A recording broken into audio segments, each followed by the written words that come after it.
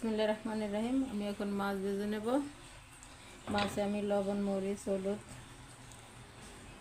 Soya sauce মেখে রেখে দিয়েছিলাম রেস্টে আধা ঘন্টা।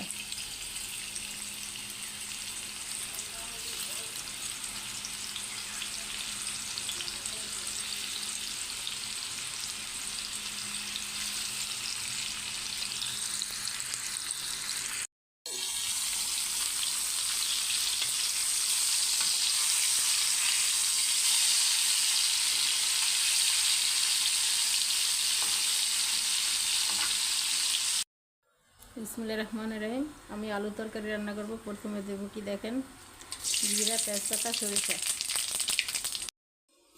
এখন এটার ভিতরে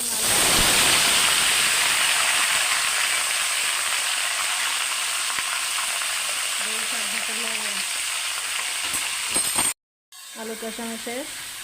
এখন আমি দেবো পেঁয়াজ বাটা, বাটা মরিচ, আদা রসুন বাটা, হলুদের গুঁড়া। এটাকে আমি ভালোভাবে কষিয়ে দেবো ভাজা জিরার গুঁড়া,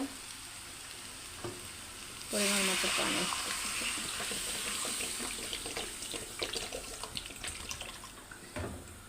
এখন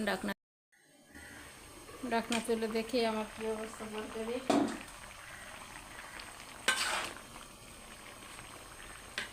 এখন মাছ দিয়ে দেব।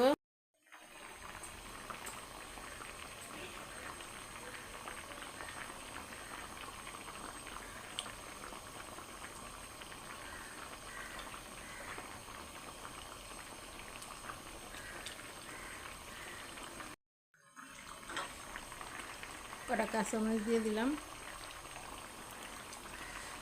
ঢাকনা দিয়ে দেব। হয়ে গেছে আমার তরকারি। ধন্যবাদ দিয়ে নামিয়ে নেব।